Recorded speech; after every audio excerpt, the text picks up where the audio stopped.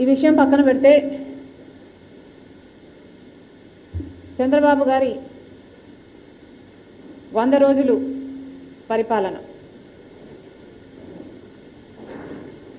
100 రోజుల్లో చంద్రబాబు గారు ఏమి చేశారు అంటే శిశుపాలుడు తప్పులు లెక్కబెట్టినట్టు జగన్మోహన్ రెడ్డి గారి తప్పులను అవినీతిని దోపిడీని శ్వేతపత్రాల్లాగా చూపించారు. వైఎస్ఆర్ గారి పేరును ఎక్కడ వీలైతే అక్కడ తొలగించారు.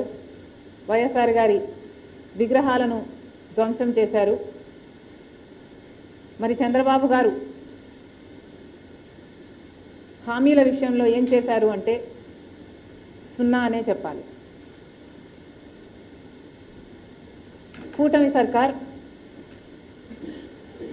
ఈ 100 రోజుల పరిపాలన ఎలా ఉంది అని చూసుకుంటే 100కి 0 అనే చెప్పాలి. ఎందుకంటే వాళ్ళు అత్యధికంగా బ్యాంక్ చేసిన వాగ్దానాలు సూపర్ 6, చంద్రబాబు గారి సూపర్ 6.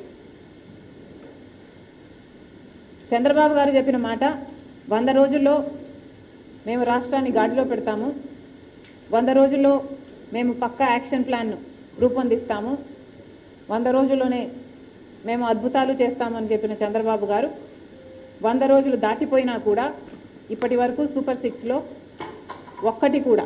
ఒక్క వాగ్దానం కూడా ఇంతవరకు అమలు కాలేదు. ఎందుకు సార్ అని అడుగుతున్నాం. మోడీ గారి డైరెక్షన్లో చంద్రబాబు గారి 100 రోజుల సినిమా అట్టర్ ఫ్లాప్.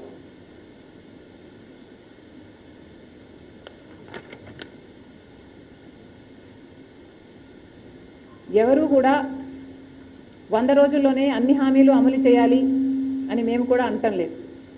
కానీ ఒక మోసపూరిత ప్రభుత్వాన్ని దించి ఇంకో ప్రభుత్వాన్ని ప్రజలు ఎన్నుకున్నప్పుడు ఆ కొత్త ప్రభుత్వము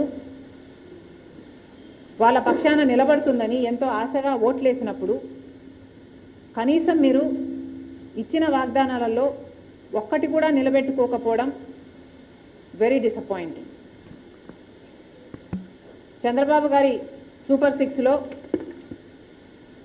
మొట్టమొదటిది రైతులకి 20,000 రూపాయలు ప్రతి ఏడాది ఇస్తామన్నారు. అన్నదాత సుఖీభవ అనుకుంటా దాని పేరు. మరి ఎంతోమంది రైతులు కనీసం 50 లక్షల కుటుంబాలు ఈ పథకం కోసం ఇంకా ఎదురు చూస్తూనే ఉన్నారు.